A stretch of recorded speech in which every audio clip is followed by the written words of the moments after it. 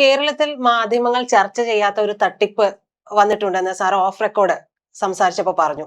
Rajesh exporters എന്ന് പറയുന്ന ഒരു സ്വർണ്ണ കയറ്റുമതിയുമായി ബന്ധപ്പെട്ട തട്ടിപ്പാണ്. ഏതാണ്ട് 15 ലക്ഷം കോടിയുടെ തട്ടിപ്പാണെന്നല്ലേ സാർ പറഞ്ഞു? അതിന്റെ കൂടുതൽ വിവരങ്ങൾ എന്താ? ഈ ആദ്യം നമുക്ക് ഈ രാജേഷ് എക്സ്പോർട്ട് ലിമിറ്റഡ് എന്താണെന്ന് പറയാം. കാരണം കേരളത്തിലുള്ള ആളുകൾക്കൊന്നും അറിയില്ല. പക്ഷെ ബാംഗ്ലൂരും അതുപോലെ മറ്റു സ്ഥലങ്ങളിലൊക്കെ യാത്ര ചെയ്യുന്ന ആളുകൾക്ക് അറിയാം. കാരണം ഒരു ബാംഗ്ലൂർ ബേസ്ഡ് ആയിട്ടുള്ള ഒരു കമ്പനിയാണ്, ഒരു വലിയ കമ്പനിയാണ്. അത് ബേസിക്കലി സ്വർണത്തിന്റെ എക്സ്പോർട്ടും അതുപോലെ റിഫൈനറികളും ഒക്കെ ഉള്ള വലിയ കമ്പനിയാണ്. രാജ്യത്ത് തന്നെയുള്ള വലിയ എക്സ്പോർട്ടർ കൂടിയാണ് ഗോൾഡിന്റെ. അവർക്ക് കൂടാതെ സുലഭ് എന്ന് പറയുന്ന ശുഭ് ജ്വല്ലേഴ്സ് എന്ന് പറയുന്ന ഒരു ജ്വല്ലേഴ്സിന്റെ റീറ്റെയിൽ സ്ഥാപനങ്ങൾ കൂടി നിരവധി ഉണ്ട്. അത്തരത്തിലൊരു വലിയ കമ്പനിയായിട്ടാണ് ഇന്ത്യയിലെ തന്നെ ഏറ്റവും വലിയ 10 കമ്പനികളിൽ ഒന്നാണ്. ഓക്കെ, ലോകത്തിലെ ഏറ്റവും വലിയ 500 കമ്പനികളിൽ ഒന്നാണ്.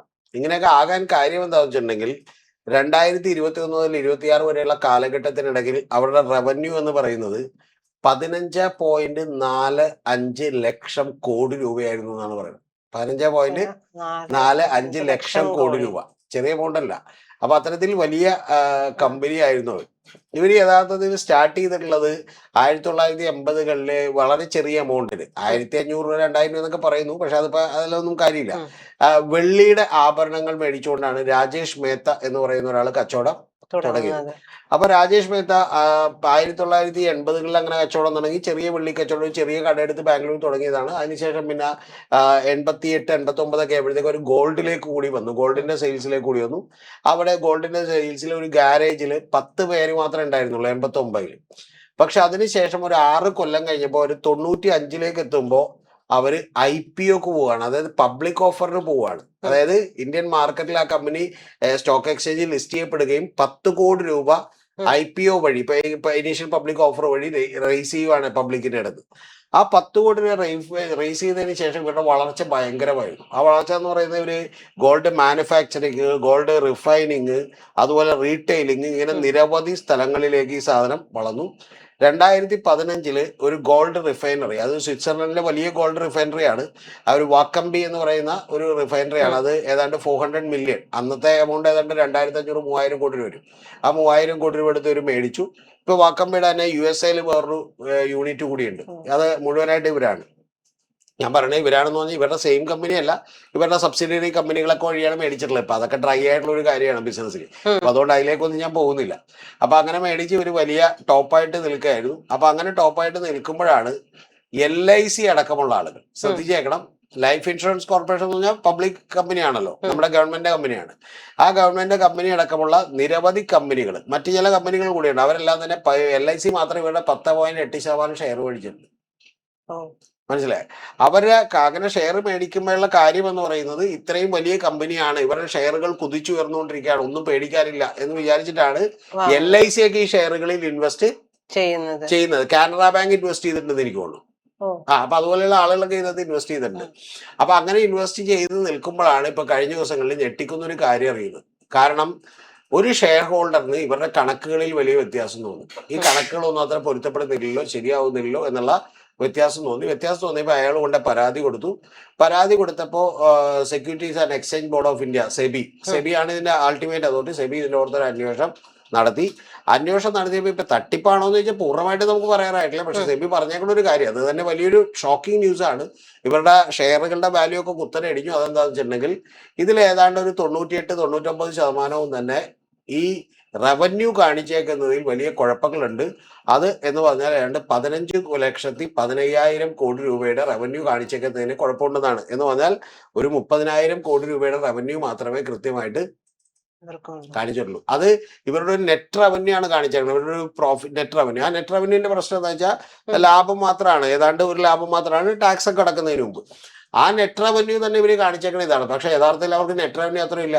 കാരണം ഇവര് ഗോൾഡ് മേടിക്കുകയും ആ ഗോൾഡ് ഇവരുടെ തന്നെ സബ്സിഡിയറി കമ്പനികളുണ്ട്. അതിപ്പോ REL സിംഗപ്പൂർ, അങ്ങനെ വേറെ കമ്പനികളുണ്ട്, ACC എന്നൊക്കെ പറഞ്ഞ കമ്പനികളുണ്ട്. ആ കമ്പനികളിൽ പലർക്കും തന്നെ ഇവര് സെല്ല് ചെയ്യും. അപ്പൊ സെല്ല് ചെയ്യുമ്പോൾ അതിന്റെ ഒരു മാർജിൻ മാത്രമേ അവർക്ക് നെറ്റ് റവന്യൂ ആയിട്ട് യഥാർത്ഥത്തിൽ ഉള്ളൂ. പക്ഷെ അവര് ഈ മേടിച്ചേക്കണ മുഴുവൻ എമൗണ്ടും കാണിച്ചുകൊണ്ടാണ് ഈ 15,40,000 കോടി രൂപയുടെ വലിയ ടേൺ ഓവർ അല്ലെങ്കിൽ ഒരു നെറ്റ് റവന്യൂ ഉണ്ട് എന്നുള്ള ലെവലിൽ കാണിക്കുകയും ലോകത്തിലെ തന്നെ ഫോബ്സ് മാഗസിനിലേക്ക് 500ാമത്തെ ഏറ്റവും കമ്പനികളുടെ അടുത്ത് വരികയും അതുപോലെ ഇന്ത്യയിൽ തന്നെ വലിയ 10 കമ്പനികളുടെ ഇടയിൽ ഇടം പിടിക്കുകയും വലിയ എക്സ്പോർട്ടറായി മാറുകയൊക്കെ ചെയ്തു. അപ്പൊ അവരുടെ ഷെയറിൽ വലിയ തട്ടിപ്പുകളുണ്ട് എന്നുള്ളതിന്റെ അടിസ്ഥാനത്തിൽ ഇപ്പൊ ഷെയർ മൂക്കും കുത്തി താഴേക്ക് വീഴാണ് ചെയ്തേക്കുന്നത്. ഇതാണ് പ്രധാനപ്പെട്ട വിഷയം. ഇതിൽ തന്നെ കുറച്ചുകൂടി ഡീറ്റെയിൽസിലേക്ക് പോയിട്ടുണ്ടെങ്കിൽ ഇപ്പൊ 2024-25 ഇവരുടെ വരുമാനം എന്ന് പറയുന്നത് വരുമാനമായി ഇവർ കാണിച്ചേക്കുന്നത് 7027 കോടി രൂപയാണ്. പക്ഷേ അത് ഇവരുടെ ഒരു കൺസോളിഡേറ്റഡ് ഇതാണെന്നും അത് നെറ്റ് റവന്യൂ എന്ന് പറയുന്നത് ഇതിന്റെ 1.5%, 2% താഴെ വരുള്ളൂ എന്നാണ് സെബി കണ്ടെത്തിക്കുന്നത്. അതുപോലെ 2021, 2025, 2021 മുതൽ 2026 വരെ ഇതുപോലെ കാണിച്ചേക്കണതിൽ, അതായത് ഈ 15 ലക്ഷം കാണിച്ചേക്കണതിൽ വളരെ 2.6% മാത്രമേ ഇത്തരത്തിലുള്ള കൃത്യമായിട്ടുള്ള റവന്യൂ ഉണ്ടെന്നാണ് ഈ പറയുന്ന പോലെ സെബി പറയുന്നത്. 2025-26 ഇവരുടെ മൊത്തം റവന്യൂ 9186 കോടി രൂപയാണ്. ഓക്കെ, പക്ഷെ അതിലും 1.1% ആണ് ഈ പറയുന്ന പോലെ യഥാർത്ഥത്തിലുള്ള റവന്യൂ എന്നാണ് അവർ പറഞ്ഞേക്കുന്നത്. ശരിക്കും അവർ കാണിച്ചേക്കണത് 7,78,000 കോടി രൂപയാണ്.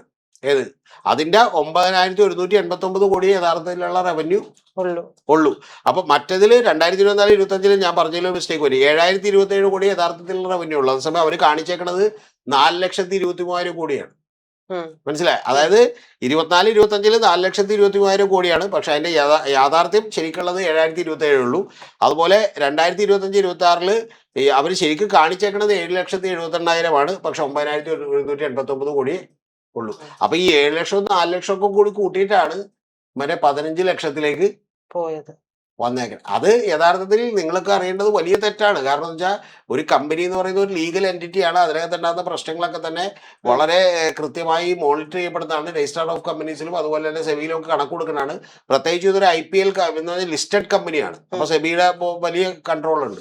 അപ്പൊ അതെല്ലാം മറികടന്നുകൊണ്ട് ഇവർ ഈ തെറ്റായ കണക്കുകൾ കാണിച്ചുകൊണ്ടാണ് 15,40,000 കോടി ഉണ്ടെന്ന് പറഞ്ഞേക്കണേ. അതിന്റെ വളരെ ചെറിയ ശതമാനം മാത്രമേ യഥാർത്ഥത്തിൽ ഇവരുടെ കയ്യിലുള്ളൂ.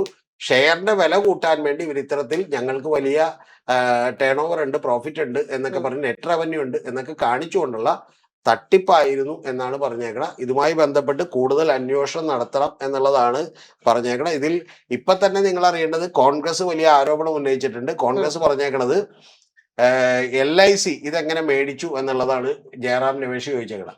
കോൺഗ്രസിന്റെ നേതാവാണ്. അല്ല, വാങ്ങരുത് എന്നുണ്ട്. തീർച്ചയായിട്ടും LIC എന്ന് പറഞ്ഞാൽ ഈ സാധാരണക്കാരായിട്ടുള്ള ആളുകൾ പ്രീമിയം അടച്ച് ഇൻഷുറൻസിന് വേണ്ടി വെയിറ്റ് ചെയ്യുന്ന കമ്പനിയല്ലേ. ആ കമ്പനി ഇതിന്റെ 10.8% ഷെയർ മേടിച്ചു എന്ന് പറഞ്ഞാൽ കോടികളുടെ ഇൻവെസ്റ്റ്മെന്റ് ആണ്. ആ കോടികളുടെ ഇൻവെസ്റ്റ്മെന്റ് നടത്തുന്നതിന് മുമ്പ് LICക്കൊക്കെ വളരെ കൃത്യമായിട്ടുള്ള ഒരു സംവിധാനം ഉണ്ട്. ഏത് എങ്ങനെയാണ് ഈ കമ്പനി പ്രവർത്തിക്കുന്നത്, എന്താണ് ഇതിന്റെ സിറ്റുവേഷൻ എന്താണെന്നെല്ലാം മനസ്സിലാക്കി ഒരു 10-50-100 കമ്പനികളെങ്കിലും എടുത്ത് പരിശോധിച്ചിട്ട് അതിൽ ഏറ്റവും ക്രെഡിബിൾ എന്ന് തോന്നുന്ന സ്ഥലത്തെ അവർ എന്ത് ചെയ്യാറുള്ളൂ, ഇൻവെസ്റ്റ് ചെയ്യാൻ പാടുള്ളൂ. അപ്പൊ അങ്ങനെ അല്ലാതെ ഇത് ചെയ്തിട്ടുണ്ടെങ്കിൽ ഇത് ആരുടെ താല്പര്യപ്രകാരമായിരുന്നു എന്നാണ് ചോദിക്കുന്നത്. LICക്ക് ഇതിനു മുമ്പൊക്കെ നേരത്തെ വേറെ ചില കമ്പനികളിലൊക്കെ ഇൻവെസ്റ്റ് ചെയ്തിട്ടുണ്ട് എന്ന് പറയുന്ന വാർത്തകളൊക്കെ വന്നിട്ടുണ്ട്. മനസ്സിലായ പല ഇന്ത്യയിലെ വലിയ വൻകിട ആളുകളെയും LIC അവരുടെ താല്പര്യം വെച്ച്, LIC എന്നൊക്കെ കേന്ദ്ര ഗവൺമെന്റാണ്, അപ്പൊ അവരുടെ താല്പര്യം വെച്ചിട്ട് ഇതുപോലെ മുതലാളിമാർക്ക് കാശ് കൊടുത്ത് ഷെയർ മേടിച്ച് അവരെ സഹായിച്ചു എന്ന് പറയുന്ന പല ആരോപണം ഉണ്ട്. അപ്പൊ അതുകൊണ്ടാണ് യഥാർത്ഥത്തിൽ ഇപ്പൊ കോൺഗ്രസ് ഇപ്പൊ എക്സ്പോസ്റ്റിൽ വന്നിട്ടുണ്ട്. അതായത് ഇവരുടെ ഒരു മാർക്കറ്റ് ക്യാപിറ്റൽ 3,100 കോടി രൂപയാണ്. ഇതുമായിട്ട് ബന്ധപ്പെട്ട് ജയറാം രമേശ് നിസ്സാരക്കാരനല്ല കേട്ടോ. അദ്ദേഹം നേരത്തെ മന്ത്രിയായിരുന്ന ഒരാളാണ്. കൂടാതെ IITയിൽ നിന്ന് പഠിച്ചിറങ്ങിയ ഒരാളാണ്. കോൺഗ്രസിനകത്തൊരു ബുദ്ധിജീവിയാണ്. അദ്ദേഹം ചോദിക്കുന്നത് ഈ രാജേഷ് മേത്തക്ക് വേണ്ടിയും ഈ കമ്പനിക്ക് വേണ്ടിയും നിങ്ങൾ എന്തിന് ഈ പണി ചെയ്തു എന്നുള്ളതാണ് LICയോട് ചോദിച്ചേക്കുന്നത്. എന്നോന്ന് ഇൻഡയറക്റ്റ് ആയി കേന്ദ്ര ഗവൺമെന്റിനോട് ചോദിച്ചേക്കുന്നത്. പക്ഷെ ഇതിപ്പോ സത്യം പറഞ്ഞിട്ടുണ്ടെങ്കിൽ ഈ രാജേഷ് എക്സ്പോർട്സ് ഒക്കെ അത്ര പ്രബലരായിട്ടുള്ള ആളുകളായതുകൊണ്ട് മാധ്യമങ്ങളൊന്നും വലിയ തോതിൽ റിപ്പോർട്ട് കൊടുക്കുന്നില്ല. നാഷണൽ മീഡിയകൾ പോലും റിപ്പോർട്ട് ചെയ്തിട്ടുണ്ട്. ഇപ്പൊ നാഷണൽ മീഡിയകളിൽ കുറെയൊക്കെ റിപ്പോർട്ട് ചെയ്തിട്ടുണ്ട്. പക്ഷെ എങ്കിൽ പോലും അവരൊരു പരിധിക്കപ്പുറത്തേക്ക് ഈ സാധനം കൊടുക്കുന്നില്ല. ഒരുപക്ഷെ ഇത് പുറത്തേക്ക് വന്നാൽ ഇത് ശരിയാണെങ്കിൽ ഇന്ത്യ കണ്ടിട്ടുള്ള ഏറ്റവും വലിയ തട്ടിപ്പുകളിൽ ഒന്നാകാനുള്ള സാധ്യതകളുണ്ട്. കാരണം 15 ലക്ഷം കോടിയുടെ കാര്യമാണ് ഇത്.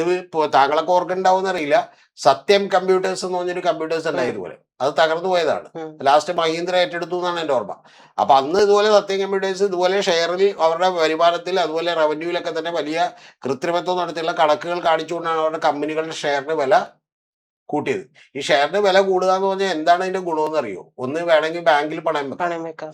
അതുപോലെ വേണമെങ്കിൽ വിൽക്കാം. ഈ രണ്ടും ചെയ്യുമ്പോൾ നമുക്ക് ഇല്ലാത്തൊരു കാര്യം കാണിച്ചാണ് നമ്മുടെ കമ്പനികൾ അങ്ങനെ വിൽക്കുന്നതെങ്കിൽ മേടിക്കുന്നവന് വലിയ നഷ്ടം ഉണ്ടാവും. ഉണ്ടാവും. അത് കൺട്രോൾ ചെയ്യേണ്ട ഒരു ഏജൻസിയാണ്, കൃത്യമായി അന്വേഷിക്കേണ്ട ഒരു ഏജൻസിയാണ് സെബി എന്ന് പറയുന്നത്. അപ്പോൾ securities and exchange board of India ആണ് ഇപ്പോൾ ഇവർക്കെതിരെ ഈ കണ്ടെത്തൽ നടത്തിയിട്ടുള്ളത്. കൂടാതെ ഡീറ്റെയിൽഡ് ആയിട്ടുള്ള ഫർദർ അന്വേഷണത്തിന് കൂടി ഉത്തരവിട്ടിട്ടുണ്ട്. പതിവ് പോലെ തന്നെ കമ്പനി ഇതെല്ലാം നിഷേധിച്ചിട്ടുണ്ട്. ഇല്ല, ഞങ്ങൾക്ക് ഒരു കുഴപ്പവും ഇല്ല. ഇല്ല എന്ന് പറഞ്ഞിട്ട്. ഇവർ ബാംഗ്ലൂർ ബേസ്ഡ് ആയിട്ടുള്ള കമ്പനിയാണ്, ബാംഗ്ലൂരിലെ വലിയ കമ്പനിയാണ്, ഒരു സംശയമില്ല. അവർ ഭയങ്കര വലിയ തോതിൽ ഇൻഫ്രാസ്ട്രക്ചറൊക്കെ ഉള്ള, നേരത്തെ പറഞ്ഞ പോലെ ലോകത്ത് തന്നെ പല സ്ഥലങ്ങളിലും വിദേശത്തും ഗൾഫിലും ഒക്കെ പല സ്ഥലങ്ങളിലും ഒക്കെ പരിപാടികളുള്ള ഒരു കമ്പനിയാണ്. അപ്പൊ ആ കമ്പനിക്കാണ് ഇത്ര വലിയ നഷ്ടമുണ്ടായിട്ടുള്ളത്. ഇത് യഥാർത്ഥത്തിൽ ഇതിന്റെ പ്രശ്നം എന്താണെന്ന് വെച്ചാൽ ജനത്തിന് മനസ്സിലാവില്ല, പബ്ലിക്കിന്റെ മണിയാണ്. കാരണം ഷെയറുകളിൽ ഇൻവെസ്റ്റ് ചെയ്തേക്കണ മഹാഭൂരിപക്ഷവും പബ്ലിക്കാണ്. ഇനി അതല്ല, LIC ഒക്കെ ഇൻവെസ്റ്റ് ചെയ്തിട്ടുണ്ടെങ്കിൽ അതും പബ്ലിക്കിന്റെ പണമാണ്. ആ പണം എടുത്തുകൊണ്ടാണ് ഇത്തരത്തിലുള്ള ഒരു പണി ചെയ്തേക്കണ. ഇത് ഇന്ത്യ മുഴുവൻ അടുത്ത ദിവസങ്ങളിൽ അലയടിക്കാൻ പോകുന്ന ഒരു വാർത്തയാണ്. നമ്മളത് ആദ്യം പറഞ്ഞു.